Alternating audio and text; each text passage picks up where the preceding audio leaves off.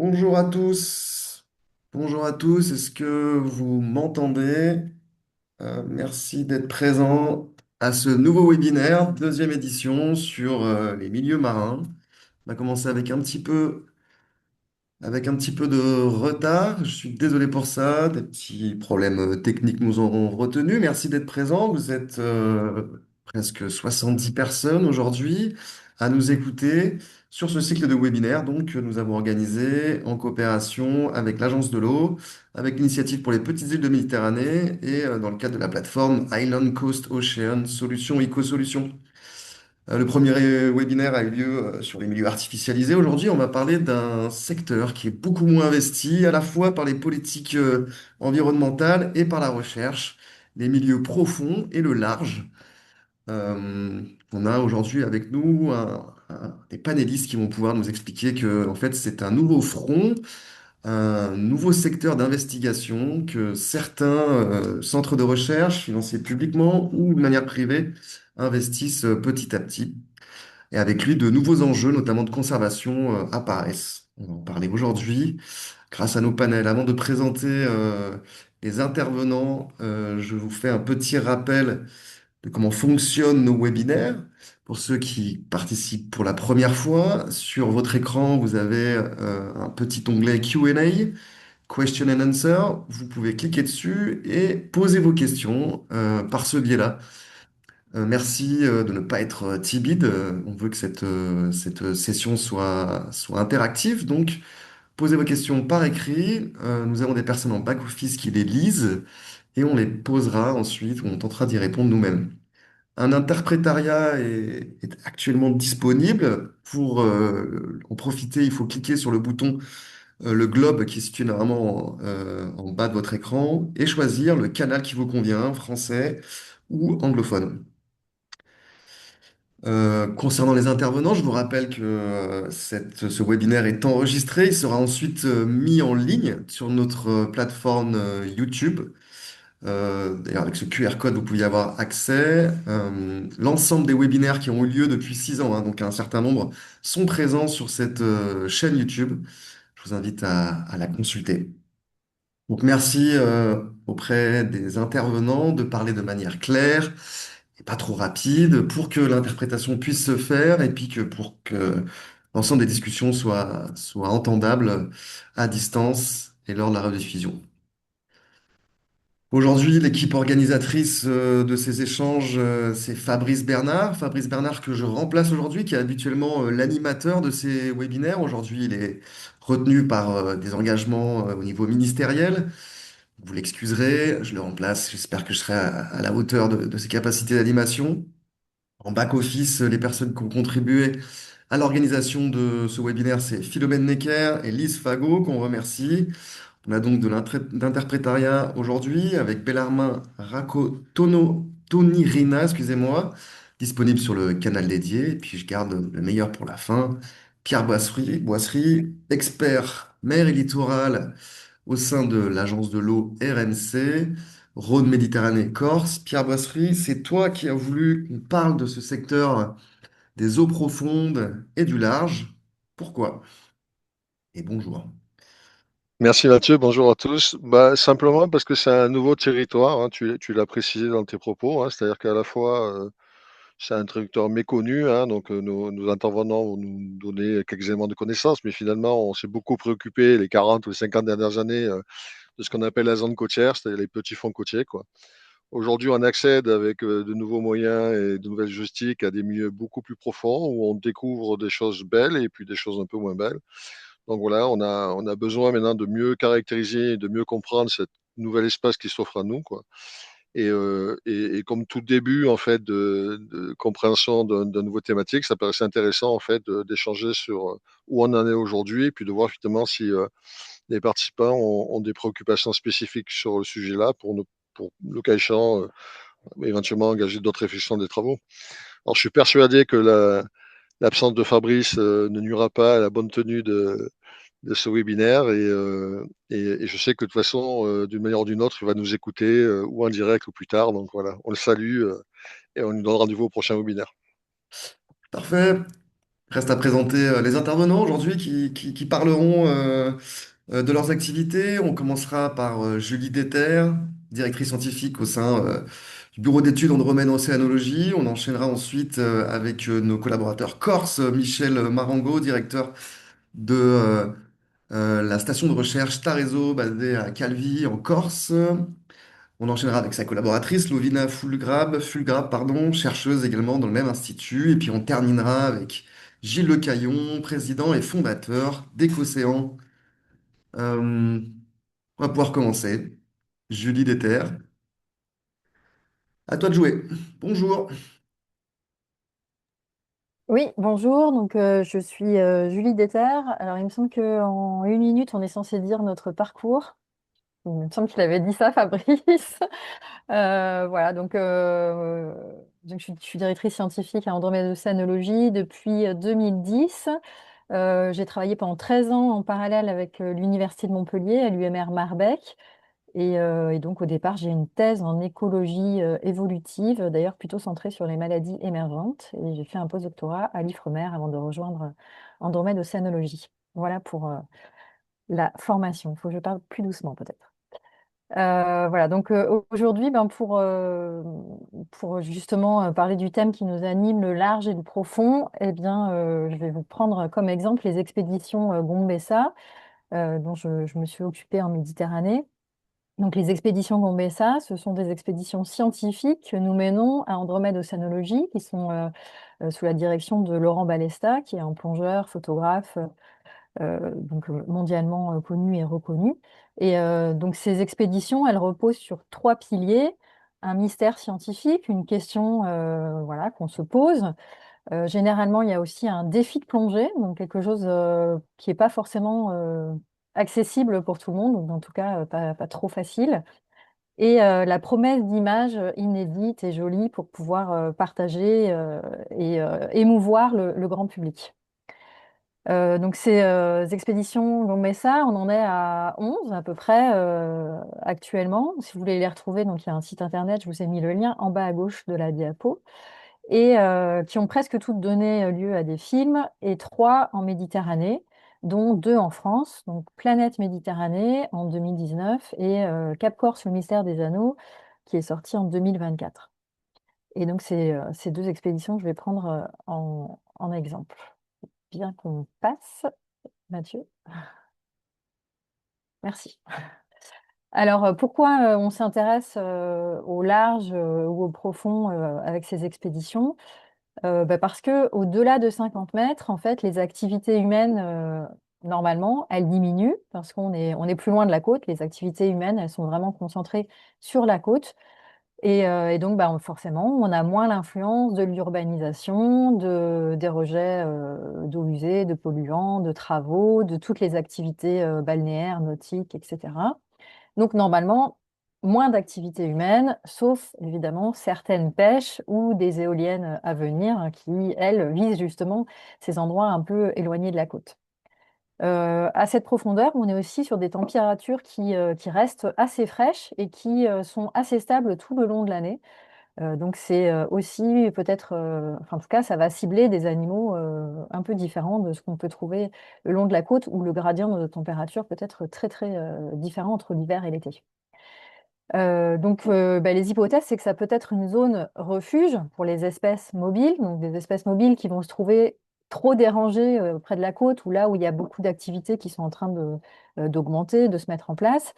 Il faudrait juste revenir en arrière, s'il te plaît, Mathieu, parce que je vois qu'il y a le petit. Non, non, devant. Ah, c'est parce que c'est un PDF, c'est ça? Ah oui, du coup, j'ai pas les animations, pardon. Ah oui, Du malheureusement, coup, des il me manque animations. des morceaux de phrases Hmm. et il y a tout qui va se marcher dessus. Bon, c'est tout? Désolé pour ça. Ok, bon, donc comme c'est des zones, comme c'est une zone refuge, voilà, ça peut être une zone refuge pour ces espèces mobiles qui peuvent donc venir se réfugier là où il y a moins de pression. On peut aussi y trouver des espèces du coup qu'on ne trouve pas ailleurs ou des espèces voilà, du coup, plus sensibles. C'est une zone aussi qu'on imagine connexion entre les petits fonds ou le proche de la côte et puis le large ou le grand fond. Et finalement, bah, c'est peu connu car peu visité, voire même inconnu, et donc bah, potentiel aussi de découvrir des espèces rares plus grandes. Donc pour aller sur ces zones profondes, nous, on a utilisé beaucoup dans ces deux expéditions ce qu'on a appelé une station batiale, pour faire le parallèle avec la station spatiale pardon, dans l'espace, et qui permet en fait de faire de la plongée à saturation. Donc ça existe déjà dans le milieu industriel, tout le monde connaît, c'est ce qui est utilisé pour faire des travaux sur des plateformes pétrolières, par exemple. Mais ces travailleurs de plateformes pétrolières, ben, en fait, ils sont des pieds lourds, ils sont au fond, rattachés avec un câble qui fait passer, enfin, un tuyau qui fait pas, un ombilic, ça s'appelle, qui fait passer de l'eau chaude et de l'air directement au plongeur. Et donc le plongeur, il n'est pas vraiment libre de ses moyens, il ne peut pas aller très loin, il est limité par cet ombilic, cette laisse. Et puis il n'est pas très libre parce que finalement, il est bloqué dans un univers en 3D, il est bloqué sur le fond. Donc nous, on a inventé en fait la plongée autonome à saturation. Donc c'est le principe de la plongée à saturation. Sauf que les plongeurs sont libres avec un recycleur sur le dos. Et donc la plongée à saturation, le principe, c'est on va rester à la pression de vie, donc à la pression du fond, pendant très longtemps, et on va accomplir tous les paliers de décompression d'un coup, donc pendant plusieurs jours. Voilà, ce qui nous permet de rester très longtemps, par exemple 3-4 heures à 100-120 mètres, et non pas 10 minutes, puis faire 6 heures de palier pour remonter. Voilà. Euh, la diapo suivante. Alors là, bah, du coup, désolé, il y a tout qui se marche dessus.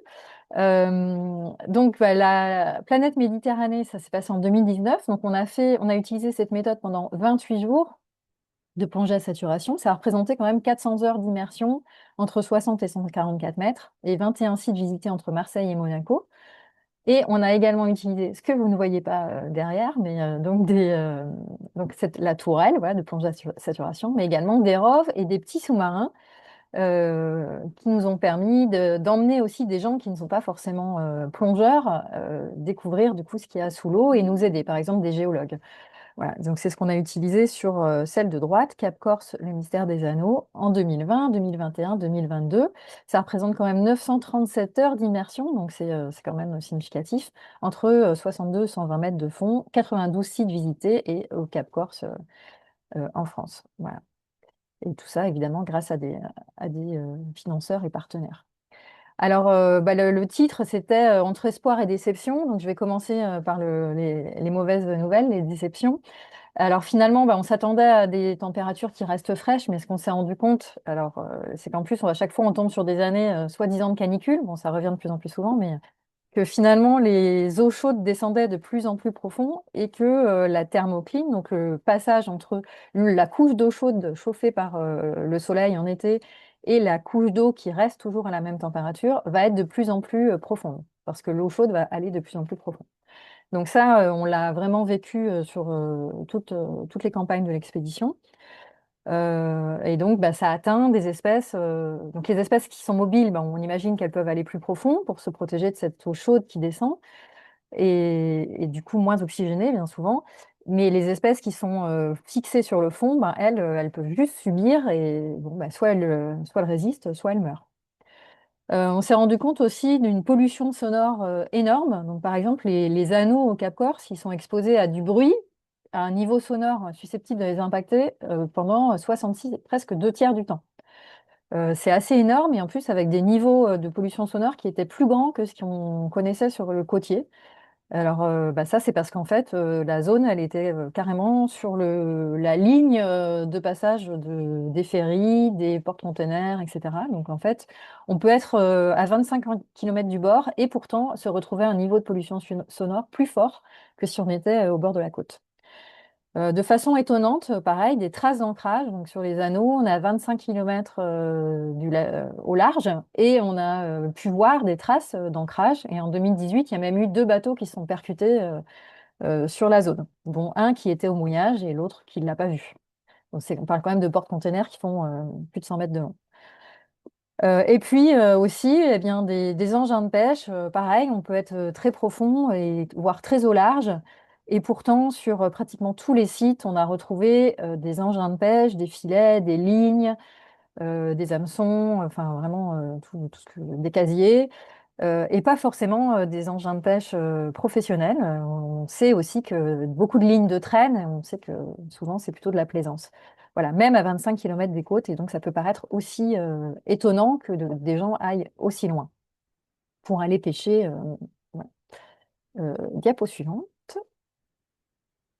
Voilà, des découvertes quand même, eh bien, des images inédites, donc déjà des paysages. Là, vous voyez là, donc, ces anneaux de 25 mètres de diamètre qui se trouvent à 120 mètres de profondeur, illustrés par Laurent Balesta au large du Cap Corse, avec au milieu ce noyau, ce petit récif coralligène recouvert de gorgones qu'on retrouve normalement dans des canyons. Donc c'est vraiment que des associations de choses extraordinaires. La couronne, donc les ronds, elles sont faites de rhodolites, des petites algues calcaires qui roulent, donc des petits cailloux vivants. Donc des paysages voilà, assez extraordinaires qu'on ne peut pas voir si on ne plonge pas, parce qu'en fait, avant nous, il y avait eu des roves qui avaient été emmenés sur cette zone, mais les roves, ils n'avaient pas du tout rendu compte de ces paysages. Voilà, des comportements de reproduction bah, sur les calamars, des espèces qu'on n'avait jamais vues vivantes dans leur milieu naturel, comme la morue cuivrée, voilà, ou d'autres poissons qu'on connaissait évidemment par la pêche, mais pas vivants dans leur milieu naturel. La diapo suivante. D'autres découvertes, eh bien, par exemple, enfin, une nouvelle espèce découverte en France, donc en haut à gauche, c'est le dragonnet d'Alboran, qui était connu bah, seulement en mer d'Alboran, et puis un peu plus récemment décrite aux Baléares par du chalutage. Et là, première fois qu'elle était décrite, vue par des plongeurs en comportement de reproduction, donc une cour entre un mâle et une femelle, sur des fonds où du coup on a des photos du paysage qui se trouve autour de ces photos, et de ces animaux, pardon, et pas juste des retraits dans un chalut. Voilà, donc des découvertes quand même naturalistes importantes. Des espèces méconnues, donc là sur la deuxième photo à droite, excusez-moi, il y a tout qui est en même temps, donc c'est pas facile. Vous avez une petite ossure en fait qui est complètement enroulée autour d'une gorgone. Donc c'est la Calogorgia verticillata, c'est le nom de la gorgone qui normalement est plutôt connue dans les canyons. Et cette petite ossure qui paraît rien, eh ben en fait elle était assez méconnue. Elle a été presque redécouverte. Personne ne savait vraiment ce que c'était. Et finalement, bah, il y a eu tout un travail bibliographique qui a été mené. Et donc l'article d'Oris est à jour, mais une publication scientifique est en cours et va arriver. Voilà. Aussi donc des paysages découverts, des grottes par exemple, beaucoup de grottes qui ont été découvertes en pied de falaise près de ces anneaux, des grands champs de rhodolites avec une biodiversité extraordinaire qui vont faire l'objet de futures explorations. Un événement aussi un peu, bon, plutôt géologique, mais qui intéressera grandement les géologues, le dernier maximum glaciaire qui a été donc prélevé, touché, donc c'est-à-dire le dernier moment où la mer était, où il y avait le plus de glace sur Terre et le moment où la mer était beaucoup plus basse qu'actuellement, donc en fait à plus de 100 mètres en dessous du niveau de la mer actuelle.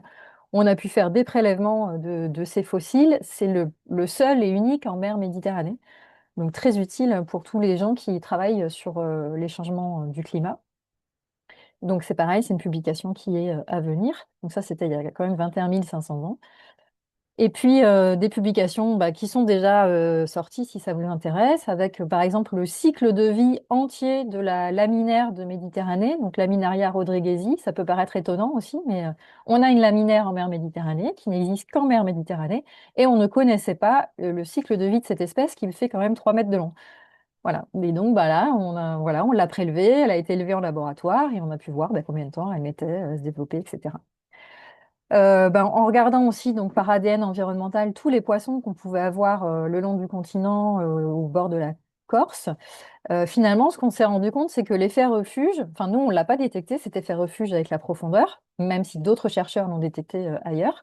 Mais ce qu'on a détecté, c'est un effet refuge île-continent. Voilà. Donc en fait, ce qu'on s'est rendu compte, c'est que les élasmobrants, donc les raies et les requins, étaient beaucoup plus nombreux et donc diversifiés le long des îles que le long du continent.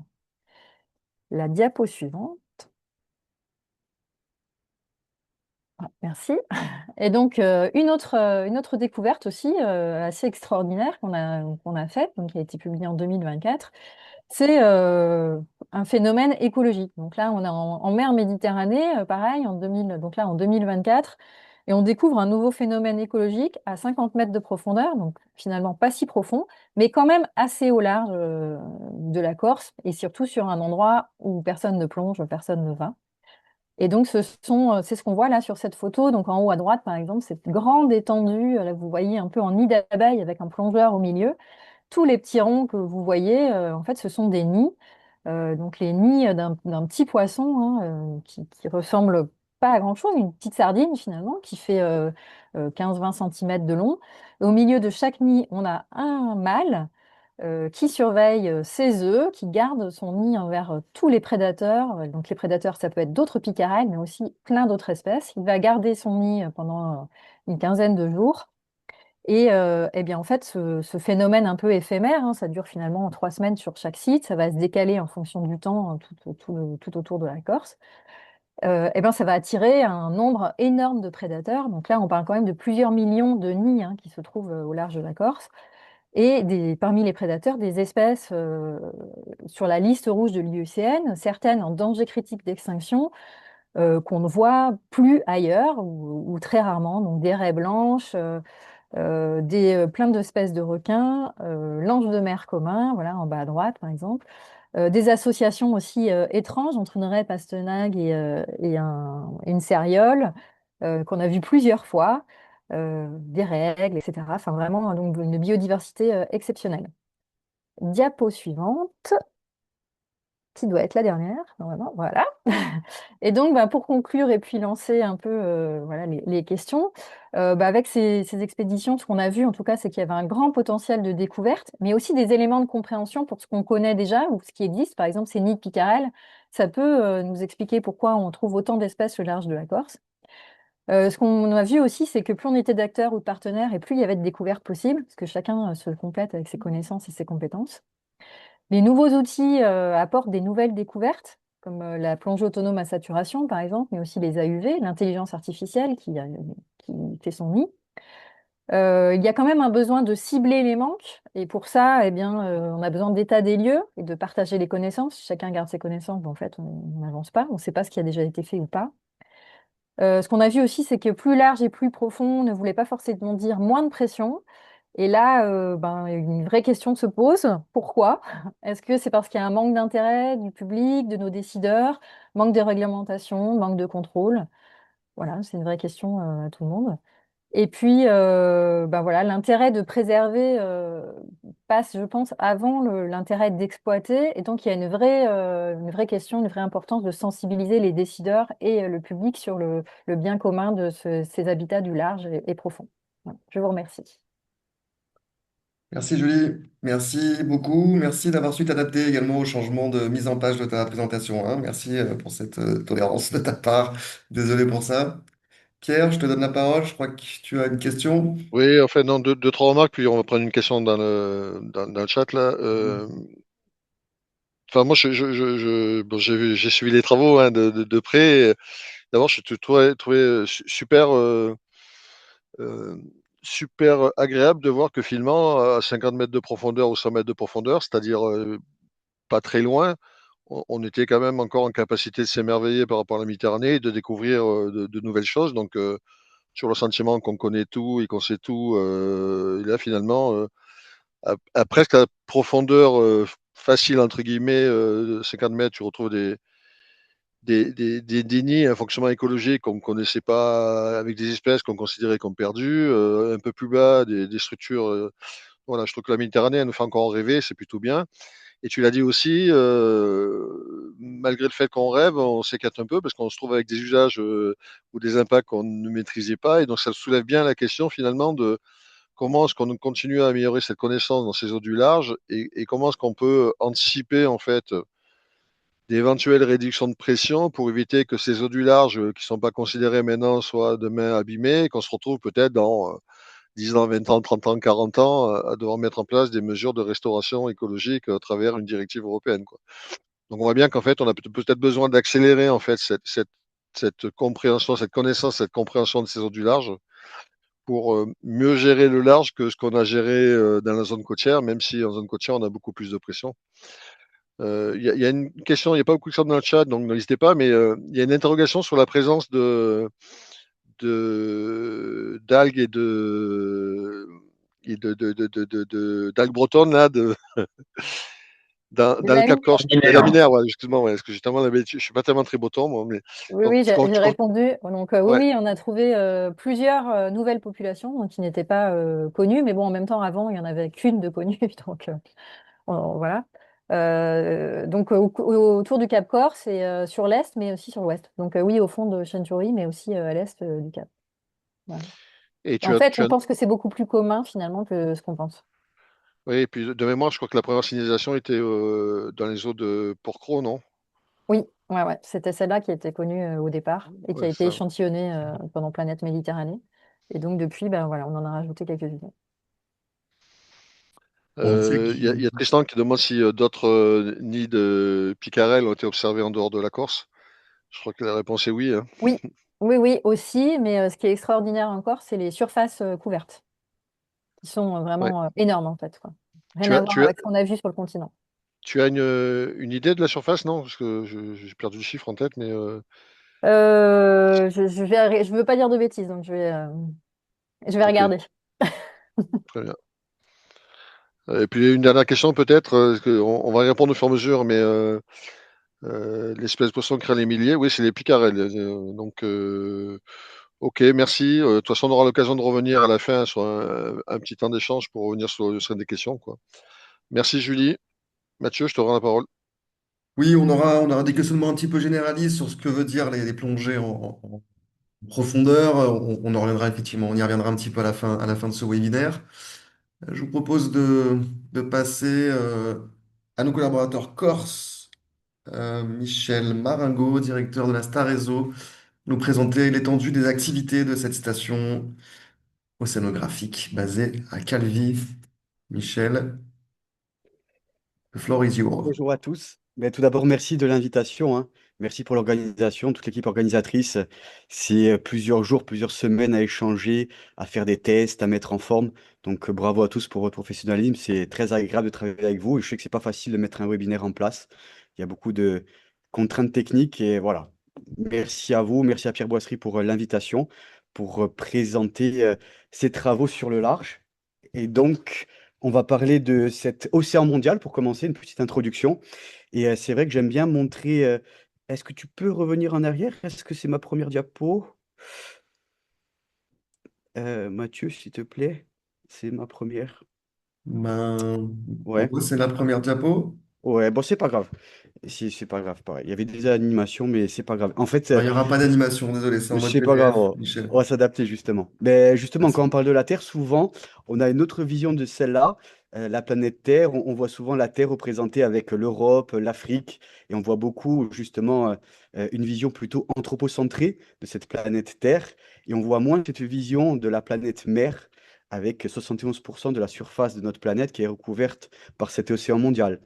Et souvent, on voit que la surface, mais notre océan mondial, il est en moyenne à une profondeur de près de 3700 mètres de profondeur, avec 76% qui est compris entre 3000 et 6000 mètres de profondeur. Donc c'est assez profond. Et souvent, il y a même un mythe qui dit, et c'est la réalité, hein, on connaît mieux la surface et on a mieux cartographié la surface de la Lune, qui est centimétrique, que les profondeurs des océans, qui est des fois à quelques mètres près, parce qu'il y a beaucoup plus voilà, de relief, etc. Donc voilà, on a plus tourné vers l'espace, malheureusement, que cet océan mondial qu'on connaît moins bien. Et donc c'est pour la diapo d'après. Justement, ça m'a un peu choqué quand j'ai essayé de travailler pour ce webinaire, de dire l'homme est tellement tourné vers l'espace, la conquête de la Lune, maintenant de Mars, que le premier homme sur la Terre, le premier homme à poser le pied sur la Lune, c'est Apollon 11 en 1969. Et pourtant, la découverte d'une nouvelle forme de vie dans notre océan mondial, les fumeurs noirs, c'était presque 10 ans plus tard. Nouvelle forme de vie à plus de 2000 mètres de profondeur qui n'utilisait pas la photosynthèse et la lumière de la surface pour vivre, mais la chimiosynthèse. Et donc, ces sources hydrothermales profondes, elles sont assez fascinantes et on a découvert assez tard. Pourtant, on se pose la question, est-ce que c'est même il y a 3 milliards d'années, est-ce que l'origine de la vie est pas née au fond de ces fosses océaniques? Et donc, je trouvais ça intéressant de montrer que tous nos regards sont tournés vers l'espace, alors que dans l'océan et dans les profondeurs, il y a tellement encore de choses à découvrir et il y a de magnifiques découvertes assez récentes. Et justement, quand on voit cet océan mondial, souvent on a une vision en 2D. Quand je vous ai montré la première photo de cet océan, l'océan Pacifique, immense, on pense que c'est un désert, c'est plat, c'est un désert de biodiversité. Et moi, j'aime bien montrer aussi ces cartographies. Moi, quand je vois l'océan mondial, je le vois en 3D. Je vois des failles, je vois des rides, je vois la fosse des Mariannes à plus de 11 000 mètres de profondeur, je vois des plaines abyssales, je vois des canyons sous-marins. Et il faut redonner un peu voilà, les reliefs à tout le monde et voir un nouveau regard sur l'océan mondial. Si on fait par exemple un test, samedi, vous allez à la sortie d'un supermarché et vous demandez quelle est la plus grande chaîne de montagnes dans le monde. Je pense que sur 100 personnes, il y en a 90 qui vont vous dire l'Himalaya, les Andes, ils vont vous parler de l'Everest, etc. Mais personne ne va vous dire que la plus grande montagne du monde, en fait, c'est les sous-marines. C'est la dorsale médio-océanique, qui fait près de 165. Michel, on t'entend plus, ça coupe. On t'entendait très bien au début. Est-ce que c'est le cas chez tout le monde? Est-ce que tu nous entends? On a le même problème ici, hein. Ouais, Non, ça vient de pareil. chez lui. Michel, Coupe est-ce la que tu vidéo. nous entends? On t'informe que tu es Ah, il est parti. bloqué et que tu es parti. Bon, on va Peut-être. passer. Ouais. Vous êtes d'accord? On avance et on passe à la prochaine présentation, qui aura peut-être d'ailleurs le même problème, puisqu'il est basé. Lovella, est-ce que tu es avec nous? Oui, oui, moi je suis là et je pense que c'est du côté de Michel qui a en effet un problème de connexion parce qu'il n'est pas à la station en fait. On n'est pas Ah, ok. ensemble. Ouais. Ok, bah ça nous rassure. Comment tu veux procéder? On passe à ta présentation ou tu... On peut carrément. Je vais contacter Michel vite fait en lui disant et Je puis vois on qu'il peut se enchaîner. reconnecte. Je suis désolé pour les spectateurs. On a un petit souci donc de réseau, ça arrive. C'est l'occasion de poser des questions, d'anticiper des questions. Donc on essaie de répondre au fur et à mesure, au fil de l'eau, un petit peu dans le chat. Je crois que vous avez remarqué. N'hésitez pas à poser toutes les questions qui vous passent à travers l'esprit. Euh, Tu veux écrire? Michel, est-ce que tu es revenu parmi nous? Nous ne t'entendons pas. Pour essayer de garder un petit peu de fluidité, et si ça ne te dérange pas, on va donner la parole à Lovina. Lovina Fulgrad, donc chercheuse également dans le même institut que Michel Maringo, hein, dont il est directeur, qui va nous parler un petit peu des programmes de recherche qui engagent Star Réseau au large. Lovina. Tout à fait. Je travaille aux côtés de Michel, donc que j'espère vous allez voir de nouveau apparaître dans un instant à Star Réseau, donc en tant que responsable de recherche et d'études depuis 2019. Et donc, je gère et travaille sur différents projets, dont des projets au large, d'où mon intervention aujourd'hui. Et je voulais vous remercier pour toute l'organisation de nous donner voix aujourd'hui sur cette thématique qui, contrairement au domaine côtier, est encore peu connue. Et du coup, j'aimerais commencer par poser une question qui est finalement, à quoi fait-on référence quand on parle du large? Tu peux passer la prochaine. J'arrive. Hop. Merci. Parce que finalement, le large, c'est comme une évidence maritime, mais finalement, il n'y a pas vraiment de définition univoque. Alors, on peut parler du droit maritime qui va considérer différentes limites juridiques internationales selon la distance à la côte, qui s'oppose au domaine de la navigation, où là, on a vraiment l'auturier versus le côtier, en tout cas en France. Et puis, on a un point de vue plus océanographique, où là, on pourrait définir cet espace comme une zone échappant à l'influence physique du littoral. Mais est-ce qu'on peut vraiment considérer qu'il existe une rupture nette entre l'offshore et la côte, tant les circulations d'eau, de matière, d'usage sont liées? En tout cas, cette question, elle prend une résonance, je dirais, particulière en Méditerranée, nord-occidentale, alors dans la partie ouest du PACA et ouest de la Corse, en mer de Ligurie, parce qu'on a rapidement de grandes profondeurs grâce à ou à cause de ces canyons. On peut atteindre 1 kilomètre de profondeur à seulement 3 kilomètres des côtes en Corse. Et cet aspect-là va venir finalement brouiller encore plus les frontières entre espace côtier et grand fond. Mais ce n'est pas tout, parce que cette zone héberge une particularité unique. Si tu peux passer à la suivante, s'il te plaît. Ici, vous avez une carte montrant les différentes dynamiques phytoplanctoniques en Méditerranée. En jaune est considérée une zone où il y a un phénomène écologique qui est unique à l'échelle de la Méditerranée. C'est un bloom phytoplanctonique au printemps qui a lieu non seulement à l'espace côtier, mais aussi sur tout l'espace au large. Et ce bloom, tu peux passer à la suivante, s'il te plaît, tu peux encore passer à la suivante, pardon, alimenter le prochain maillon de la chaîne alimentaire, le zooplancton, qui lui-même, prochaine diapo, va venir soutenir finalement toute une diversité de faune marine pélagique, comme le deuxième plus grand animal au monde, le rorqual commun, et ce qui explique notamment cette abondance et cette richesse, notamment en termes de cétacés dans cet espace qui est reconnu par le sanctuaire Pélagos aujourd'hui. Donc ce bloom, il s'apparente finalement à un véritable battement du cœur printanier qui vient célébrer nos eaux françaises comme de véritables trésors hauturiers. Alors, prochaine, s'il te plaît.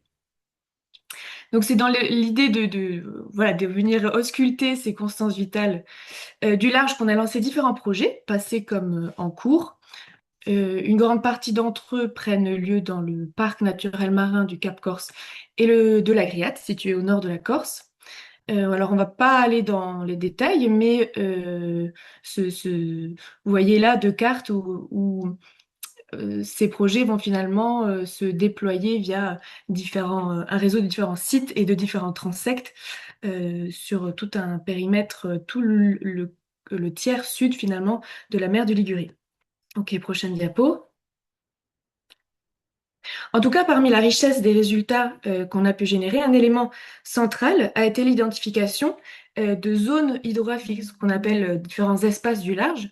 Il faut savoir que si vous faites une traversée de Calvi à Nice, ce que je vous souhaite, eh bien, à défaut d'avoir un espace homogène, on a en fait différents types de masses d'eau. Prochaine diapo. Voilà, j'avais une animation, tout comme Julie, mais qui montrait finalement sur une coupe transversale qu'il y avait ces différentes masses d'eau qui ont des caractéristiques physiques, chimiques et planctoniques propres à elles. Et, on a parmi ces zones hydrographiques une zone qui s'appelle la zone frontale, qui sont des zones qui sont mondialement reconnues comme étant de véritables hotspots de biodiversité, de forte productivité, et que nous avons pu identifier et caractériser, notamment en termes de faune pélagique. Prochaine diapo. Voilà. Et on constate qu'il y a effectivement, à défaut de quelque chose d'homogène, d'une répartition homogène de la faune, qu'il y a des zones de concentration en termes d'abondance, des hotspots en termes de biodiversité également, et qu'on arrive du coup plus ou moins bien à expliquer via des dynamiques physiques, chimiques et planctoniques de la colonne d'eau. Et même en termes de zooplancton, finalement, on a pu identifier certaines zones qui seraient de fonctionnalité écologique particulière parce que de potentiels réceptacles de la dérive larvaire. Voilà. Voilà. Oui. Prochaine diapo, s'il te plaît. Sinon, je vais être trop longue. Oui, un autre résultat marquant, c'est l'observation d'un phénomène d'advection, enfin de déplacement du phytoplancton depuis le large vers le côtier. Donc on a ce bloom printanier hivernal qui est maximal au large et qui, au fur et à mesure des mois passants, semble se rapprocher des côtes tout en s'enfonçant. Et en général, l'intensité du bloom que l'on observe en hiver au large est proportionnelle à l'intensité des biomasses phytoplanctoniques qu'on va observer presque à 100 mètres de profondeur en fin août-septembre. Donc cette observation nourrit finalement une idée de lien entre le large et le côtier. La prochaine diapo, s'il te plaît. Oui, alors en termes d'exploration de la faune pélagique, en l'occurrence des téléostéens, des poissons, Là, on a réalisé une première campagne d'ADNE qui contribue donc à la démocratisation de cette méthode qui est finalement peu utilisée dans l'espace du large, ou en tout cas à cette fréquence spatiale. Et on a pu détecter donc plus d'une cinquantaine de taxons différentes sur 17 sites, dont des espèces menacées comme le pot bleu ou des espèces rares comme le poisson ruban qui vit en zone mésophotique mais qui remonte la nuit dans les eaux superficielles, d'où le fait qu'on ait pu le détecter avec cette méthode-là. Prochaine diapo. Et ah oui, c'était l'occasion de vous parler également d'un élément central de la chaîne alimentaire du large, ces petits poissons qui ont pu être détectés à l'ADN environnemental, qui sont des poissons lanternes, notamment des myctophidés, et qui sont capables de bioluminescence, qui eux aussi vivent en grande profondeur et qui vont remonter la nuit pour se nourrir. Et ce sont des poissons dits fourrages parce qu'ils vont jouer un rôle central dans la stabilité des écosystèmes, puisqu'ils vont assurer un lien entre les zones superficielles et les zones profondes, et notamment servir de proie pour un grand nombre d'espèces, notamment des cétacés, notamment les rorquals qui, non, ne se nourrissent pas exclusivement de krill. Voilà, prochaine diapo. Concernant cette fois-ci l'étude de la mégafaune au large, un projet dédié à cela a récemment été lancé, le projet Horizonte, dont l'objectif est donc de caractériser la distribution, la dynamique de la mégafaune au sein du parc naturel marin du Cap Corset-Lagriate. Et compte tenu de de l'immensité de l'aire de la zone d'étude, avec plus de 6800 km², et également la diversité des espèces visées, on a opté pour une approche multidisciplinaire, multiméthode, qui combine observation en mer, en bateau, des survols aériens, mais aussi des suivis acoustiques. Prochaine diapo.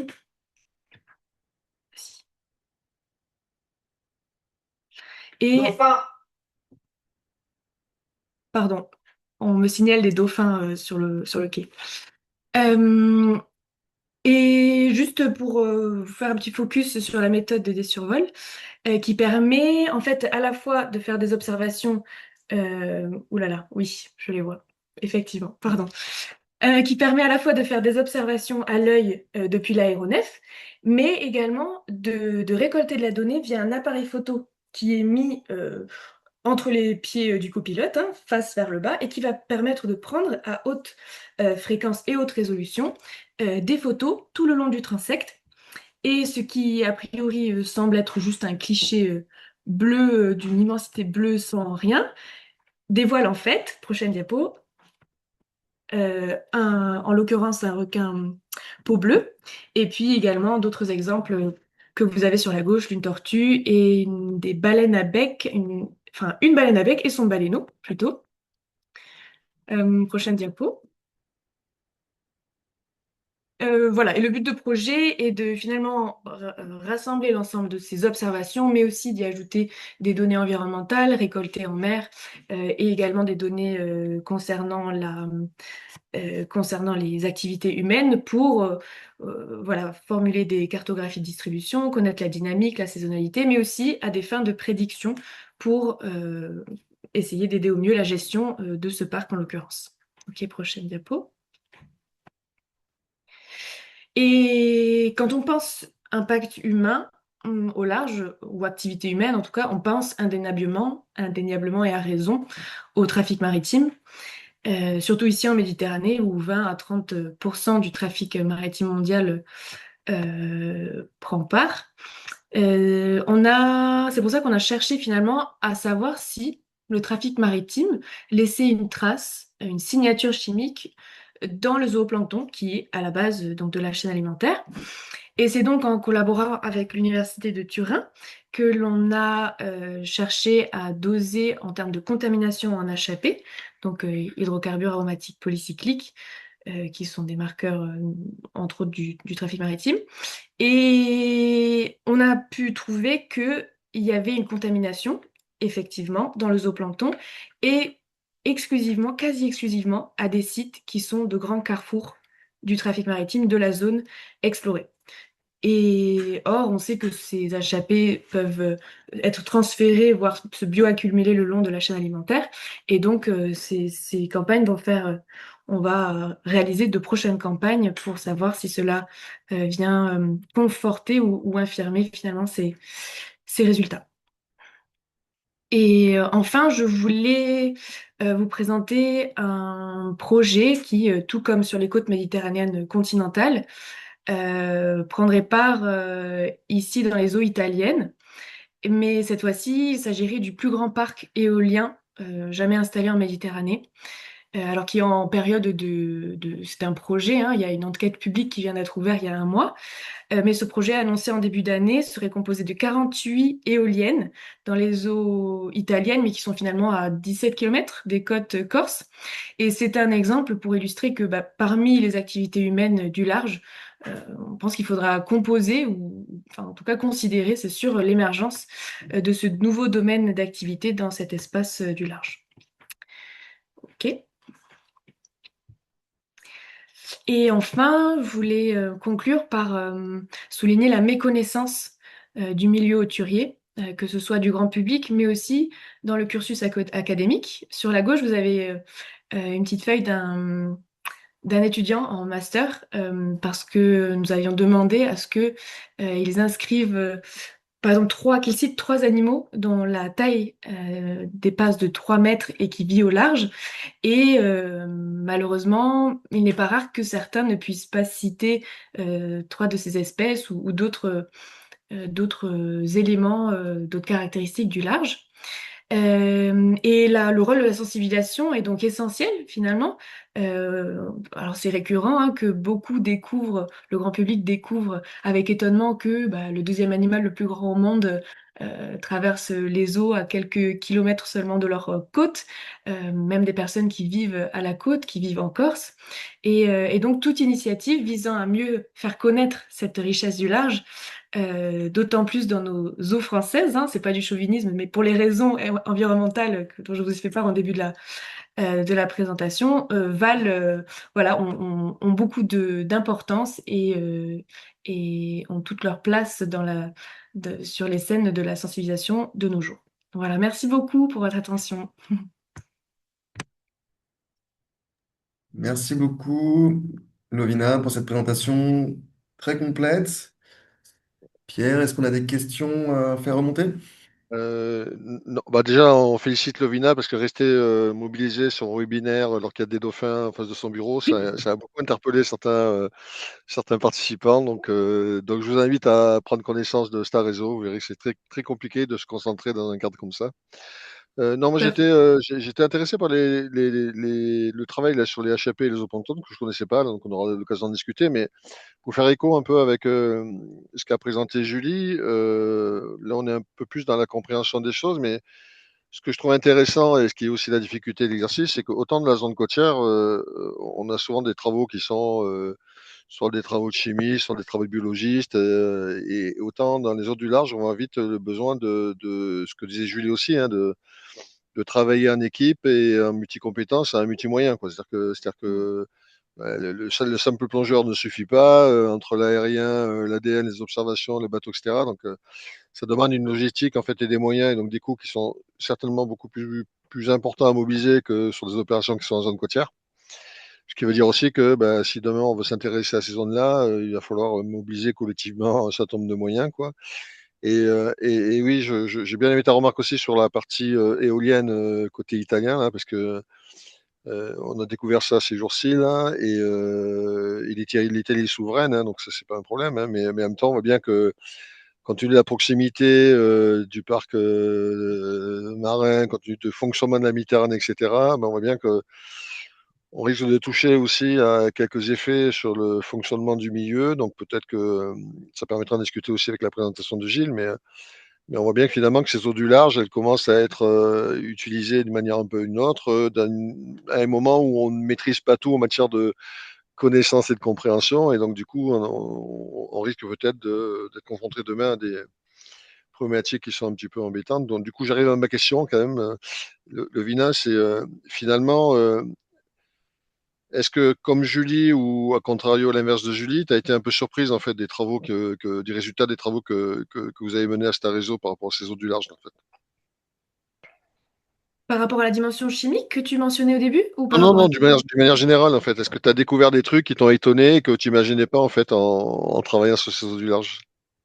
Ah oui, oui, oui, bah merci pour cette question incroyable parce que oui, tout à fait, on a vraiment l'impression d'être au cœur d'un domaine finalement qu'on ne connaît pas du tout et qui ne demande qu'à dévoiler plein de mystères, tout comme voilà les explorations, les expéditions qu'a décrites Julie. Et le fait de pouvoir finalement découvrir des choses qu'on ne sait peu ou pas, ça a été enfin, c'est très grisant. Et, et de se rendre compte que c'est seulement à quelques kilomètres d'ici, que c'est quand même tellement, enfin, que c'est à la fois difficile d'accès au vu de la logistique, etc. Mais à la fois, on n'a pas besoin d'aller à l'autre bout du monde, Bon. finalement, pour se rendre compte que ici, il y a des trésors, il y a des richesses qui sont tellement méconnues.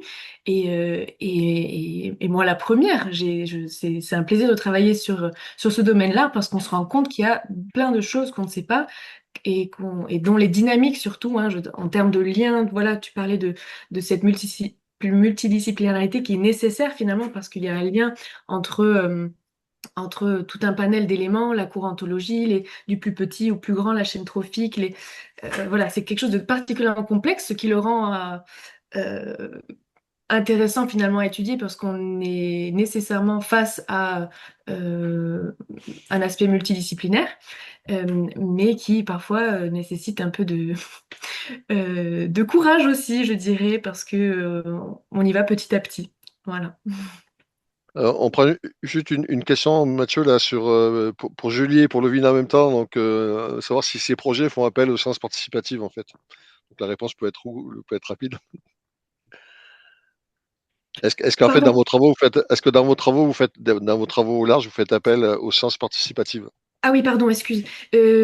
Alors, indirectement, on va l'alimenter, en fait, parce que j'en ai pas parlé, mais par exemple, il y a des plateformes collaboratives qui sont d'ailleurs super, j'invite tout le monde à les utiliser, par exemple opsenmer.com, qui est une interface hyper simple dans laquelle on peut inscrire toute observation de vie marine que l'on fait, qui est à la fois développée pour des experts ou des amateurs, et qui permet de voilà, concentrer finalement tout le pouvoir d'observation que l'on peut avoir au large.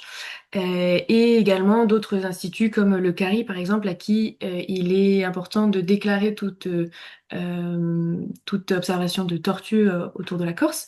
Donc voilà, pour faire rapidement, non, on ne s'attarde pas pour l'instant avec de la science participative pour diverses raisons, mais par contre, on essaie d'y participer. Merci. Julie, toi, je crois que vous avez fait appel, non, pour les inventaires des observations sur le requin-ange, non, il me semble. Nous, on fait ponctuellement appel ouais, de la science participative. On travaille avec le réseau Oblad sur le coralligène, par exemple, en région PACA. Pour les anges de mer, en effet, on a fait appel à des témoignages. Et puis, après, l'application Donia, elle se prête aussi, qu'on a développée. On peut y déposer toutes les observations qu'on fait en mer, que ce soit biodiversité ou pollution, etc. Et c'est des choses qu'on regarde voilà, régulièrement. Après, on ne fait pas Mer- trop de pub pour ça, mais voilà. En tout cas, c'est regardé si vous l'utilisez. Ok. Merci à vous deux. Mathieu, je ne sais pas si Michel est revenu. Oui, je crois qu'il est là. On peut peut-être lui Merci, oui. repousser. Merci à vous deux. Michel, est-ce que tu veux reprendre ta Oui, présentation là où tu étais? Je crois très elle est bien. visible. Merci Lovina d'avoir repris au pied levé. Et ça fait une bonne transition parce qu'on va voir la diapo suivante, justement, les moyens à la mer et une nouvelle expédition.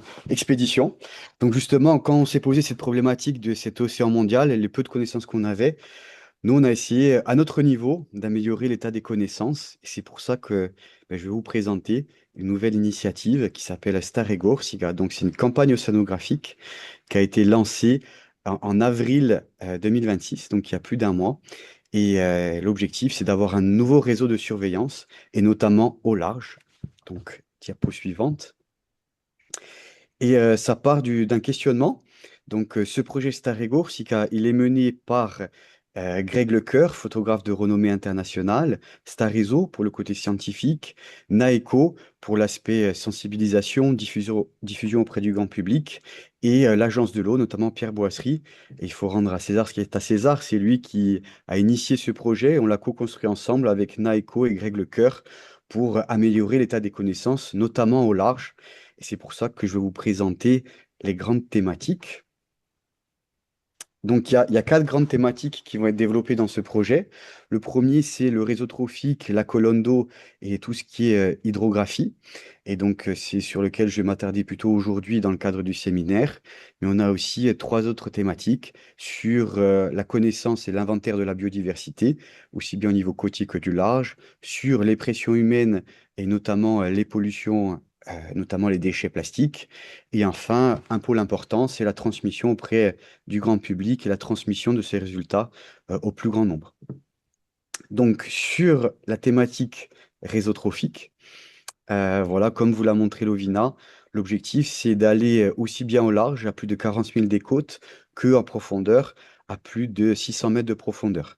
Donc là, vous voyez la carte. Donc, c'est une expédition océanographique qui va durer pendant 3 ans. Et là, la première carte que vous voyez, c'est en 2026. Donc, on va partir de Saint-Florent et aller jusqu'au sud du golfe d'Ajaccio. Et vous voyez différentes radiales qui correspondent à des transects qu'on va faire de la côte vers du large, entre 50 à 600 mètres de profondeur, au sein des canyons sous-marins de la Corse. La deuxième carte que vous voyez, c'est le parcours au large aussi que fait l'expédition corsicaire avec nos collaborateurs et amis de Marée Vive. Donc, ils vont complémenter les données au large avec notamment des prélèvements de filamenta, de plastique et d'observation. Et enfin, au cours des années suivantes, on va faire tout le tour de la Corse. Et l'objectif, ça va être de mettre tous ces moyens à disposition pour améliorer ta connaissances et comprendre le fonctionnement et avoir une vision à peu près holistique de tous les compartiments. Donc, la diapo d'après.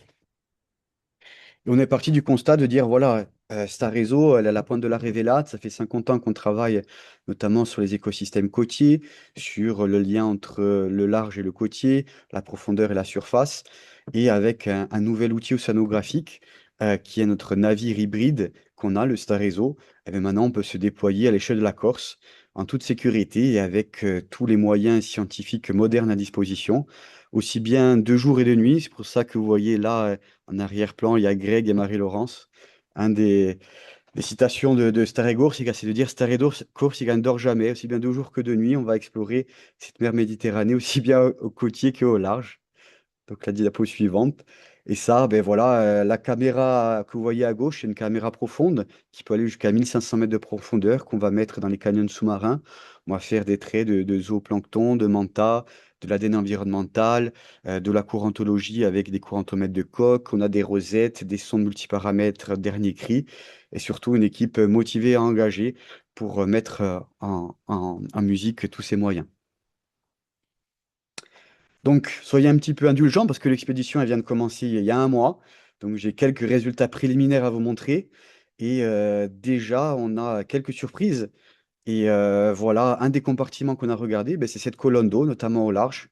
C'est pour ça que notre équipe a fait des plongées de nuit au large des canyons sous-marins d'Ajaccio au mois d'avril et de Calvi. Donc, ils ont fait des Blackwater. Ils se sont mis en tête de canyon à la dérive. Et sous leurs pieds, sous leurs palmes, il y avait des centaines de mètres de profondeur. Ils se sont laissés à dérive. Et là, qu'est-ce qu'ils ont vu? Des petits trésors. Ils ont vu des phyllosomes de cigales de mer, des larves de poissons, plein de zooplancton. Et souvent, ben déjà, ça, c'est quelque chose d'extraordinaire. C'est que, par exemple, tout à l'heure, je vous ai dit, si vous faites un inventaire à la sortie du supermarché le samedi matin sur les chaînes de montagne, il n'y a pas beaucoup qui connaissent les chaînes de montagne sous-marines.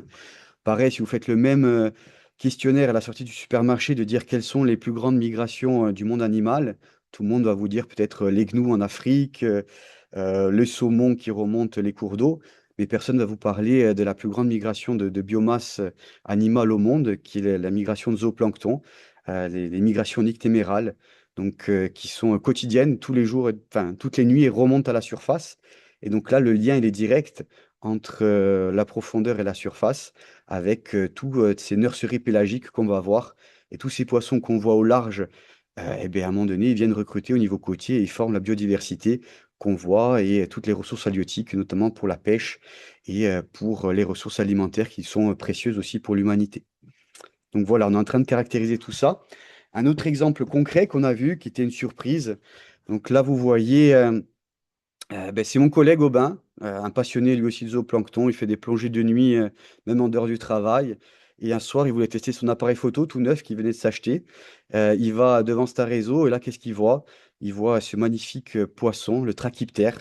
Pour ceux qui connaissent, vous connaissez sûrement son cousin germain, qui s'appelle le régalec. C'est le poisson, vous savez, de mauvais augure quand on retrouve sur les plages en Asie et c'est signe qu'il y a un tsunami qui va arriver. Eh bien, on a son cousin. Et ce poisson, c'est un poisson qu'on a retrouvé au large. L'Ovina, dans l'ADN environnemental, elle a retrouvé à plus de 40 000 au large, hein, son signal. Et normalement, il est en profondeur. C'est un poisson des abysses. Et là, on l'a retrouvé à la surface et à 50 mètres de Starezo. Donc là, le lien entre, il n'y a pas de frontière vraiment, et tout est connecté, hein, entre la profondeur et la surface, entre le large et côtier. Il y a des liens qui sont forts et on connaît très peu de choses. Alors nous, on a des hypothèses. Pourquoi elle était là? On sait que c'était en plein bloom efflorescence phytoplanctonique et zooplanctonique qui venaient sûrement se nourrir de différents animaux qui étaient présents en surface. En tout cas, c'est intéressant de voir ça et c'est un poisson assez rare en Méditerranée et presque jamais recensé dans nos eaux. Voilà, l'objectif du projet aussi, c'est de découvrir des espèces, notamment des forêts animales, une espèce protégée, le corail noir, depuis 2025.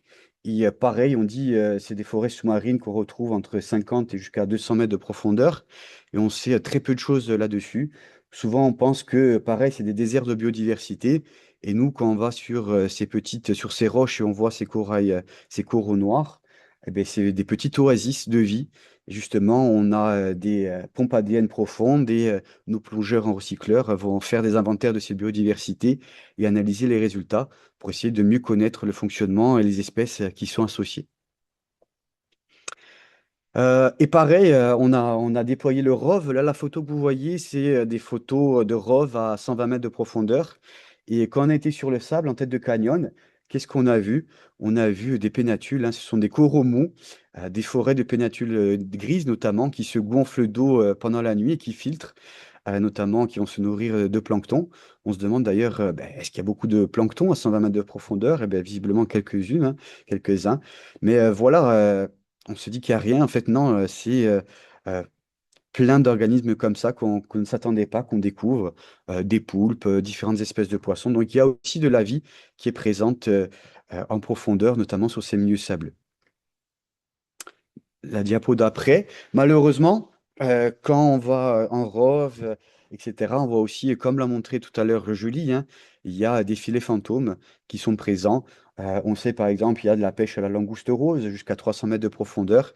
Et des fois, il y a des filets qui sont perdus par les pêcheurs. Et bien, on va les retrouver. Il y a des accumulations profondes de ces déchets aussi, de différentes natures qu'on a pu observer et recenser.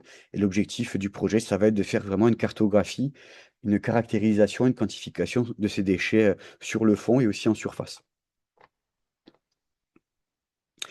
Et le quatrième axe qui est aussi important, et ben, ceux qui sont à Ajaccio en Corse, on vous invite, c'est la diffusion de ces résultats auprès du grand public et de transmettre cette information. Lovina vous l'a montré, il y a une méconnaissance en général, je dirais, du milieu marin. Et peut-être en Corse un peu plus particulièrement. Souvent, on dit que les Corses, c'est un peuple de bergers qui sont tournés vers les montagnes et peu vers la mer. Et donc, nous, on essaye de montrer un peu plus ça. Donc, l'expédition sera en escale à Ajaccio du 22 mai au 2 juin. On sera accueillis dans le cadre de la fête des pêcheurs, du Festival de la Méditerranée. On va faire la visite du bateau, des stands, des conférences, des projections. Voilà, la diapo d'après, on sera aussi le 8 juin, on fait une grosse manifestation avec nos différents partenaires, le Parc naturel marin du Cap Corse, la GIRE, la CPIE, la ville de Bastia, le lycée maritime. Il y aura sur le vieux port de Bastia une visite des bateaux du Starezo, du bateau du lycée maritime de Bastia, pareil hybride, l'exposition de Greg Lecoeur, donc site tripode avec une quarantaine de photos qui va documenter cette biodiversité et on va essayer de le faire découvrir au plus grand nombre. Et voilà, ça c'est important. La diapo suivante. Et aussi, bien, on vous invite à nous suivre sur nos réseaux sociaux. Et voilà, ça c'est le talent de l'équipe, notamment de Naiko, de Marie-Laurence Cipriani et toute son équipe, de mettre ça en vidéo et avec leur poésie Et voilà leur talent de montrer au plus grand nombre. Donc, il y a une dizaine de capsules vidéo qui vont être faites, notamment la première sur le corail noir. Là, on ne peut pas la voir, mais vous la verrez sur nos réseaux, on les partagera et on espère que vous suivrez nos aventures au cours de ces 3 années. Voilà, merci de votre attention. Merci Michel, merci Julie, merci Lovina de garder votre capacité d'émerveillement, de faire de la science dans ce sens-là, de nous montrer en fait que la science n'est pas simplement la vérification de modèles ou d'intuitions qu'on a, mais un vrai moment où on se pose des questions et on fait des découvertes, parfois juste en face de sa propre station océanographique, visiblement. Pierre, est-ce que tu as des questions? Non, non, mais en fait, moi, je suis comme toi, je suis un peu émerveillé à chaque fois. Je trouve ça, c'est ça qui motive aussi, je pense qu'il motive beaucoup d'entre nous. C'est-à-dire que finalement, à portée de main, faut pas dire à portée de palme ou de bulle ou de recycleur, on a encore plein de choses à découvrir, en fait. Et c'est chouette de se dire que finalement, on travaille tous pour faire en sorte d'aller vers cette découverte-là et de maîtriser. Peut-être juste, il n'y a pas de question directe pour Michel, en tout cas, je n'ai pas vu, mais ce que je trouve intéressant aussi, c'est de dire finalement, la Corse, c'est 1000 km. On l'oublie toujours, c'est par rapport à notre façade méditerranéenne, c'est vraiment la région qui a le littoral le plus important. C'est aussi la région qui a le littoral qui est le moins abîmé, je ne sais pas le terme abîmé est bon, le moins pollué, le moins urbanisé, le moins sous pression, quoi. Mais c'est aussi un littoral où on manque de connaissances, quoi. Et du coup, c'est important à la fois d'acquérir ces connaissances en complément de tout ce qui peut être fait par ailleurs, quoi, et à la fois de mettre à disposition du plus grand nombre, que ce soit les acteurs locaux, des décideurs ou le tout public, en fait, c'est cette richesse-là, quoi. On est souvent confronté à une image négative de la Méditerranée, donc on en parle souvent plus en mal qu'en bien, quoi, et donc le fait de montrer qu'elle est belle et qu'il y a des choses à faire, sans nier les problèmes et au contraire en mobilisant les gens pour les attaquer, je trouve que c'est super important et c'est tout l'esprit en fait de cette démarche-là, quoi. Et je trouve ça en fait très motivant en fait, de manière un peu générale, quoi. Et là aussi, en fait, ce qu'a dit Michel est juste, c'est-à-dire que finalement, c'est pas un travail solitaire non plus, quoi. C'est un travail qui fait appel à plusieurs compétences, que ce soit des compétences médiatiques ou des compétences de communication. D'ailleurs, on aura l'occasion de donner la parole à Marie-Laurence pour le dernier séminaire, mais le dernier webinaire, pardon. Mais voilà, donc voilà, juste dire à Julie et à Michel, à Levina de continuer parce que ouais, c'est rafraîchissant en fait d'avoir des bonnes nouvelles en fait sur la Méditerranée et de savoir qu'on a encore des choses à faire dans des secteurs où on n'imagine pas. Donc voilà, c'était plutôt une remarque qu'une question, quoi. Je vais te redonner la parole parce que le temps passe vite, moi, Ouais. et j'ai peur qu'on perde un peu de monde. Il nous reste une intervention avec l'ami Gilles. Oui, on a passé les interventions des personnes qui tentent de comprendre les milieux profonds, qui explorent. On passe maintenant un petit peu au volet action.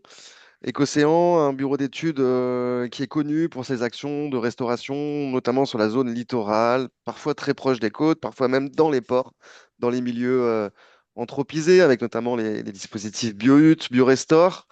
Aujourd'hui, Gilles va nous parler de ses actions au large, notamment sur les plateformes offshore. Gilles, à toi la parole. Merci, merci, merci pour l'invitation. Effectivement, donc alors finalement, ça tombe plutôt pas mal que j'intervienne en dernier, puisqu'on a un peu parlé de l'arbre de poisson, on a un peu parlé d'éoliennes offshore. Et en fait, ce qu'il faut savoir, c'est que dans le cycle de vie des poissons, il y a une grande partie de ce cycle de vie, d'ailleurs pas que des poissons, c'est valable pour les crustacés, les mollusques et plein d'autres familles, les échinodermes, tout ça. Il y a une phase au large, donc d'abord il faut définir ce que c'est le large, en tout cas pas côtière. Et donc, de ce fait, comme tu l'as dit, nous, on s'intéresse à notre métier, nous, c'est d'essayer de voir. C'est pas essayer notre métier, c'est pas de dire si c'est bien ou si c'est pas bien d'avoir des infrastructures artificielles aussi bien sur la côte qu'au large, c'est d'essayer d'en faire des écosystèmes plus efficaces s'il y a un intérêt à ce qu'ils soient plus efficaces. Et donc, il y a une dizaine d'années, comme je suis spécialiste des larves de poissons, je savais que ces larves étaient très au large. Donc, le Blackwater, ça fait 30 ans qu'on en fait dans pas mal d'endroits dans le monde. Et effectivement, les larves de poissons arrivent de très au large. C'est que quand elles vont revenir, ces larves, elles vont probablement s'arrêter sur ces structures éoliennes qui vont flotter ou pas d'ailleurs, qui vont être installées au large. Et donc, l'idée qu'on a eue, c'était d'essayer de voir quelle biodiversité pouvait aller s'installer, donc pas au fond, mais sur des infrastructures côtières flottantes qu'il va y avoir en Méditerranée. Elles vont être que flottantes, les éoliennes en Méditerranée. Et donc, on est entre 0 et 20 mètres. Il y a ces méga structures qui vont être installées. Et donc, c'était un peu voir qu'est-ce qui pouvait s'accrocher là-dessus. Donc, la prochaine slide, s'il te plaît. Donc, ce qu'on a fait, c'est qu'on a mis des bouées parce qu'au jour, enfin, il y a 6 ans en arrière, il n'y avait rien qui flottait au large. Donc, on savait qu'il allait y avoir des éoliennes. Donc, depuis 2025, il y en a qui flottent au large de la Méditerranée française. Mais on a mis des bouées. Donc, alors, elles étaient petites, sachant qu'elles faisaient quand même 15 mètres de haut, 4 tonnes. Et on a mis des bio-huts, enfin, on a mis des habitats dessus pour voir un peu ce qui pouvait se mettre là-dedans. Donc, pendant 4 ans, on a mis une bouée à 15 km au large, là où actuellement il y a les pilotes d'éoliennes flottantes. Et aussi pendant 2 ans de plus, à 30 km au large. Donc, une bouée qui était beaucoup plus grosse, qui s'appelait OCG Data. Et là, qui est en fait l'endroit où il va y avoir les futurs parcs commerciaux d'éoliens flottants au large de Leucate et de Fos. Donc voilà, donc on a travaillé pas tout seul, avec des développeurs évidemment d'énergie, mais aussi avec des universitaires, et en particulier l'Université de Perpignan avec Philippe L'Enfant. Donc on a fait 6 ans de suivi. Voilà, next slide. Donc on a testé plusieurs méthodes, on a plongé. On a eu la possibilité de plonger plus d'une trentaine de fois sur ces structures au large avec des visites de malades. On a travaillé sur la faune vagile, la faune mobile. En fait, c'est tout ce qui bouge à l'intérieur ou autour des habitats qu'on a mis. On a regardé la faune flore fixée, tout ce qui était fixé. On a fait de l'ADN environnemental. On a mis des caméras, on a testé différentes caméras, on a fait de l'acoustique, on a fait de la télémétrie, on a fait aussi on a fait du ROV. Donc, il y a eu une grande quantité de résultats que, évidemment, en 3 minutes, je ne vais pas vous présenter. Je vous donne juste ce qu'il faut retenir de tout ça. Donc, c'est la prochaine slide. Donc, bon, ça, c'est juste pour vous montrer que, voilà, j'ai une belle quantité de belles images. Donc, il y a effectivement des beaux requins qui sont venus. On a des poulpes petits, des mérous petits qui sont arrivés. Il y a des poissons côtiers qui se sont installés. Tout ça a été montré et fait du fait de l'arrivée de ces larves au milieu sur ces structures qui sont des structures artificielles. Donc, prochaine slide. Donc, ce qu'il faut retenir de tout ça, donc je résume 6 ans de données donc en une slide, c'est que, parce que c'était une vraie question, on n'a pas eu d'espèces envahissantes, de faune supérieure à 5 mm. Alors, je ne suis pas allé regarder les virus, je ne suis pas allé regarder en dessous de 5 mm, mais tout ce qu'on a regardé au-dessus, alors on ne parle pas de cétacés, nous, on parle vraiment de poissons, d'invertébrés, tout ça, on n'a pas eu de faune envahissante, c'était une vraie question.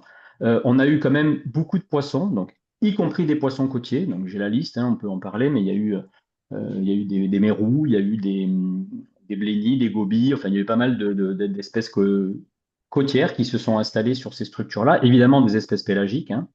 On a eu une énorme et une forte colonisation en mollusques qui ont colonisé ces substrats, parce que pareil, comme on revient sur le cycle, ça s'écarte, puis ça vient coloniser, dès qu'il y a un habitat, ça se colonise. Et donc on a eu des pétoncles noirs, on a eu des coquilles Saint-Jacques de Méditerranée qui se sont retrouvés là-bas, on a eu même des nacres, donc on a eu des oursins dans des quantités plus importantes que sur la côte. Voilà, donc en fait, pas que les poissons, il y a aussi les mollusques. On a réussi à démontrer la connectivité entre des poissons qui étaient tagués sur la côte dans des étangs à Leucate, donc c'était des loups adultes, là on ne parle plus de larves, ni de petits poissons, et qui sont venus tourner pendant une semaine ou 15 jours autour de la bouée, qui sont revenus sur la côte, et ça, il y a un individu qui l'a fait 2 années consécutives, donc c'est bien qu'ils arrivent à se déplacer sans se dire, tiens, j'arrive de manière aléatoire, ils sont allés là-bas volontairement et de manière volontaire. Donc on a montré cette connectivité, on a aussi montré qu'au niveau de la bioacoustique, donc des vocalises de poissons, mais aussi des vocalises du son biologique qu'on peut retrouver. Finalement, c'est pas si différent de ce qu'on peut trouver. On a toujours comparé à ce qui se passait au niveau des côtes, voilà. Donc, en fait, il se passe des choses entre 0 et 20 mètres sur une structure qui est grande comme l'Arc de Triomphe à peu près. C'est pour vous donner 2 étages de la Tour Eiffel. Donc, ça fait 5000 mètres carrés, une éolienne à peu près. Et bien, tout ce qui se passe là-dessus, finalement, c'est pas si différent de ce qui se passe sur des fonds côtiers entre 0 et 20 mètres sur la même côte qui est un peu plus loin. Donc, en termes de diversité fonctionnelle, pareil, on a eu pas mal d'espèces de faune mobile, donc des crabes, Alors, il y avait une différence significative avec la côte, mais en termes de diversité fonctionnelle, c'était très diversifié et très équilibré. Il n'y avait pas une espèce qui prenait le dessus. Voilà, donc on a aussi vu que ce qui se passait à 15 km se passer aussi à 30 km, parce que souvent on nous dit, ouais, mais les éoliennes, elles vont être à 60 km. Mais en fait, comme les larves, elles arrivent du large, que ce soit à 15, 30, 40 ou 50 km, de toute manière, ça va arriver de plus loin. Donc, globalement, on a montré qu'il se passait à peu près la même chose à 15 qu'à 30 km. Et on a aussi vu que la taille de la structure avait un effet sur la diversité. Donc, plus la taille augmente, plus on a de diversité. Et ce n'est pas illogique, puisque plus on se rapproche d'environnements qui sont proches de l'écosystème complet d'un individu. Un oursin, il n'a pas besoin de 500 km² donc, je veux dire, son écosystème, et vu la taille de ces structures, hein, comme je vous ai dit, c'est deux étages de la Tour Eiffel, à peu près le volume de l'Arc de Triomphe, 5000 m² de surface, donc c'est gigantesque. Après, moi, je ne suis pas là pour dire si c'est bien ou si c'est pas bien. En tout cas, il y a des éoliennes qui vont être installées. Donc, notre idée, nous, ça a été d'aller évaluer toute cette biodiversité. On l'a évaluée de différentes techniques. Alors là, exprès pour taquiner mes autres interlocuteurs et en particulier Pierre. Nous, on a eu des résultats avec l'ADN environnemental qu'on n'a pas réussi à interpréter, qu'on a trouvé un peu bizarre.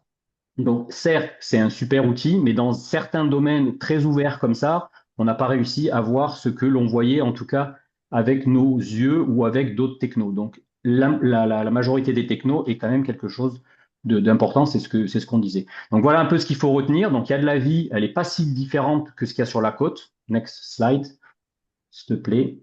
Voilà, donc, alors, aujourd'hui, c'est pas fini parce que maintenant, il y a des éoliennes. Une de ces éoliennes est équipée de nos solutions. Donc, aujourd'hui, il y a 32 biohuttes qui sont installées sur une des 3 éoliennes du parc EFGL.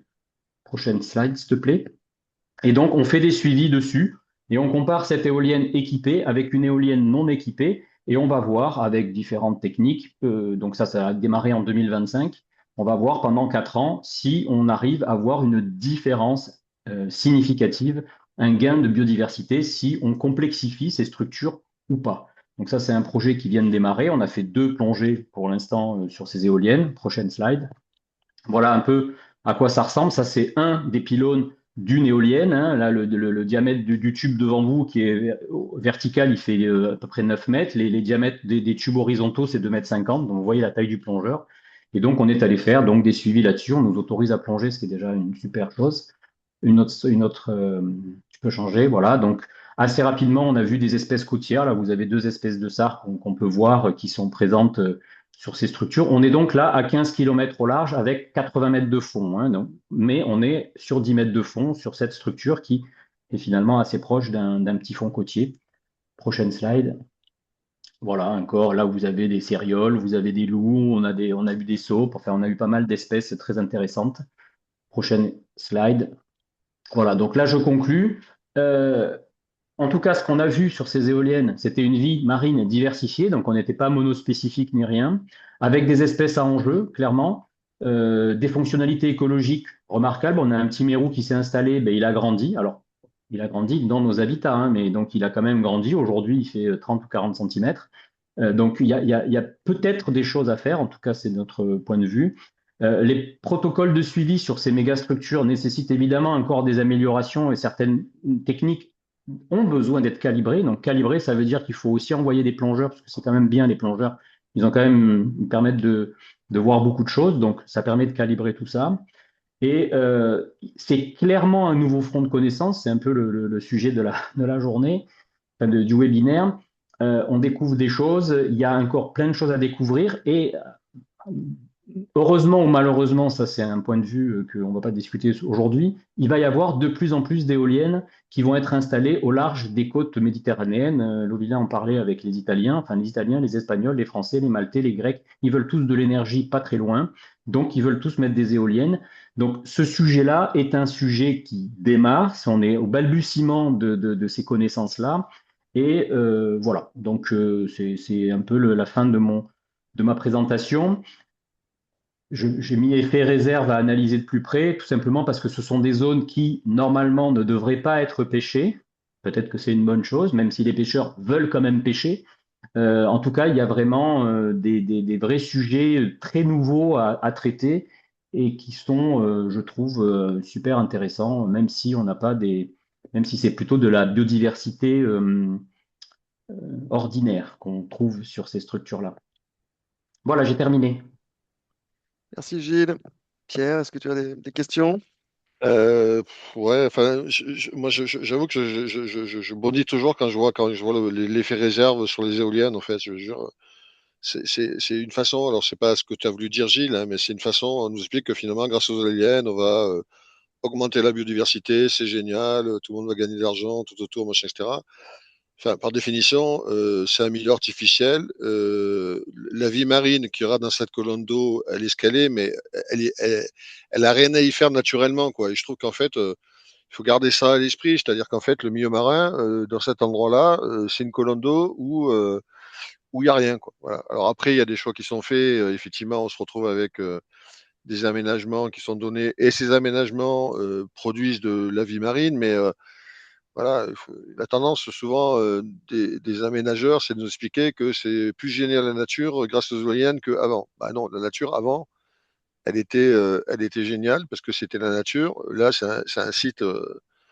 Et tu vois, toi, tu parles de biodiversité ordinaire. Moi, je parle de biodiversité artificialisée, mais on va pas faire le débat cette question-là parce que je trouve qu'on est en train de jouer et quand tu regardes les aménagements qu'il peut y avoir qui sans doute se feront pas, hein, contrairement à ce qu'on peut dire, dans une région comme celle de l'Occitanie, de l'embouchure-du-Rhône jusqu'à la frontière espagnole, tu peux te dire que pour le coup, il y aura peut-être des poissons autour, mais ça va forcément changer le fonctionnement de la Méditerranée dans ces zones-là, quoi. Et du coup, c'est pas quelque chose qui, à mon avis, t'a ramené à des notions de naturalité, quoi. Donc, voilà, j'ai essayé de meubler un peu. J'ai pas vu si j'avais des questions, mais peut-être qu'il y en a eu. Entre-temps, mais sinon, je trouve, pour positiver, que c'est super intéressant justement d'essayer de connaître et de comprendre Voilà, dans c'est le cette sujet, proposition. hein. Le sujet, Non, c'est non, pas mais, savoir s'il faut les mettre ou pas les mettre. Là, c'est pas le sujet. Le sujet, non, non, c'est mais il y a des éoliennes. Qu'est-ce qui vient se fixer dessus? Et est-ce qu'on peut faire quelque chose de mieux? C'est la même problématique que dans les ports. Ça, c'est le métier d'éco-océan. On ne construit pas des ports. Après, les énergéticiens, moi, j'en ai pas entendu dire qu'ils mettaient des éoliennes pour favoriser la biodiversité, hein. et donc, À ma connaissance, je vais à tous les forums, il n'y en a aucun qui dit ça. Ils et disent que donc tu leur m'as pas, métier, c'est de faire de l'énergie ouais. renouvelable. Après, voilà. Et donc tu m'as pas entendu réagir quand ils expliquaient à la population que c'était le cas. Mais c'est pas très grave, Gilles, c'est pas la question. Mais ce que je veux dire, c'est du coup, voilà, je me permettais de dire que la question, c'est de la connaissance au large et qu'effectivement, l'éolienne, c'est ce que c'est, mais ça reste une artificialisation du milieu. Et quand tu regardes le fonctionnement du milieu, que ce soit en cours d'eau, en plan d'eau, en lagune ou de la zone côtière, l'artificialisation du milieu, ça n'a jamais été quelque chose de positif pour le fonctionnement du milieu d'une manière générale, quoi. Donc on peut s'attendre que pour les eaux du large, ça soit le même cas. Et effectivement, c'est un choix politique. Il y a une question sur à qui bénéficient en fait les observations que tu fais en fait. Alors, elle bénéficie à nous pour nos connaissances, puisque nous, qu'on peut faire, enfin, ce qu'on peut faire, c'est de voir s'il y a un intérêt écologique à complexifier. Donc, aujourd'hui, Nature Inclusive Design, c'est un peu ce qui est expliqué, enfin, dans les mers du Nord, ils sont en train de complexifier des éoliennes pour voir s'il y a un intérêt. Donc là, l'idée, c'est de savoir si en la complexifiant, on améliore la biodiversité, donc ça a un bénéfice à nous, qui sommes des fournisseurs de solutions, mais effectivement, les opérateurs d'éoliennes sont bien au courant de ce qui, de ces informations-là. Après, ce qu'ils en font, ben, moi, j'ai pas eu et vu qu'ils s'en servaient pour en développer plus. Je pense que c'est très, très, très loin de ça, c'est-à-dire que les sujets sont plus liés du changement climatique et à tout ça. Mais donc, oui, ils bénéficient de ces observations, clairement. Et pour répondre à l'effet réserve, enfin, par rapport aux espèces rares qu'on a vues sur les structures, donc oui, on a vu pas mal d'espèces. On a vu donc on a vu des nacres qui faisaient 1 centimètre, hein, Julie, mais elles étaient vivantes quand on les a vues, ouais. Alors depuis, la bouée, elle est plus là, donc les nacres, elles sont plus là. Bon, alors on les a pas jetées, on les a mis sur la côte, mais voilà. Enfin, là, c'était de la connaissance, hein, on est en train de parler de connaissance, donc.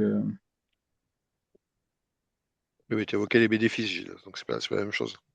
Non, Euh, là, on n'a pas parlé de bénéfices encore, on est en train d'évaluer les bénéfices.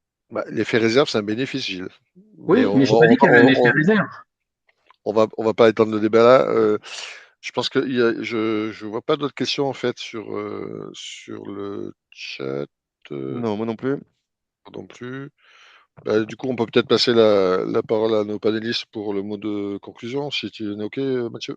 Oui, on arrive à la fin, effectivement, avec même un petit peu de retard du webinaire. Est-ce que certains d'entre vous ont envie de prendre la parole pour un mot de conclusion?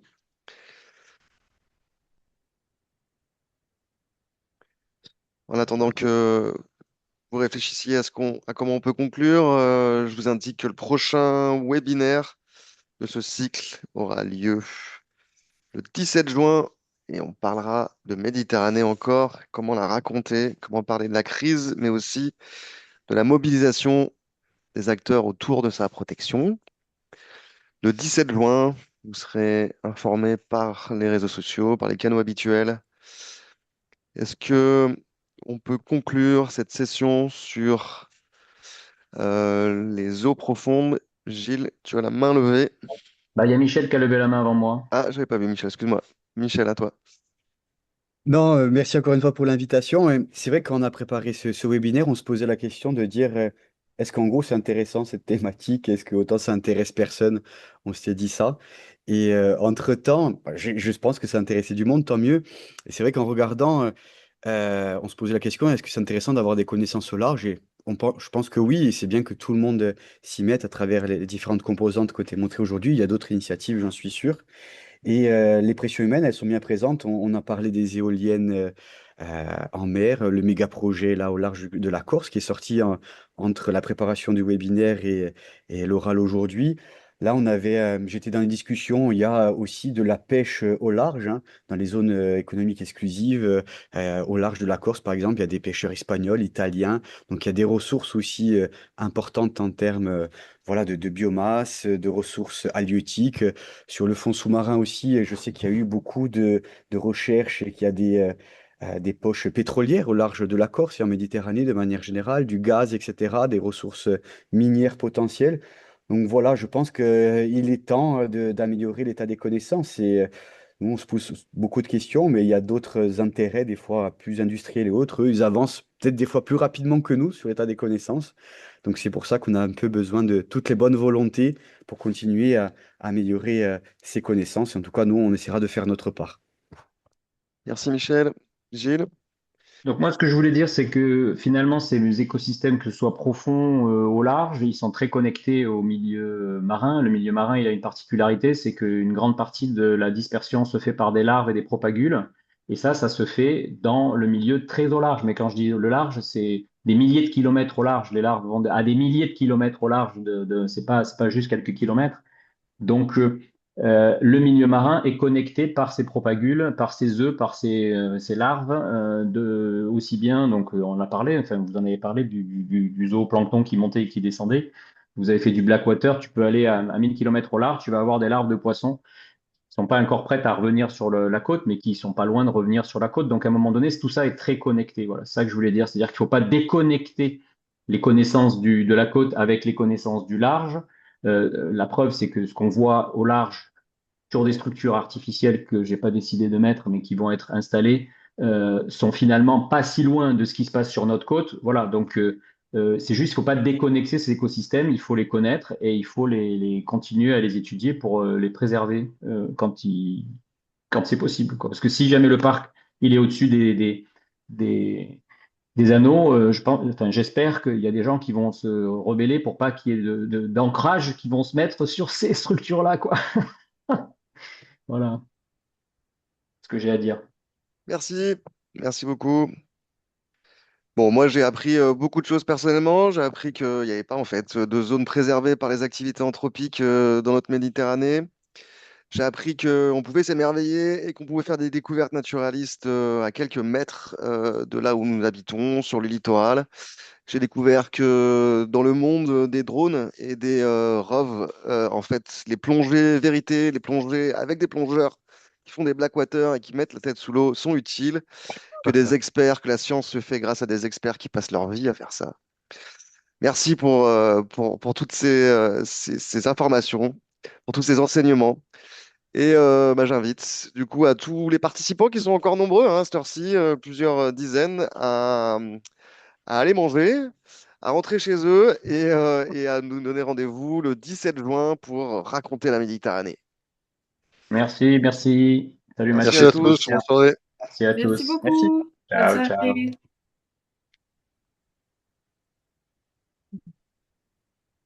Merci, Bellarmin. Salut Thank you Mathieu, very merci. much. Salut Pierre. Salut, salut. Ciao, Salut à ciao. tous. Ciao. Au revoir.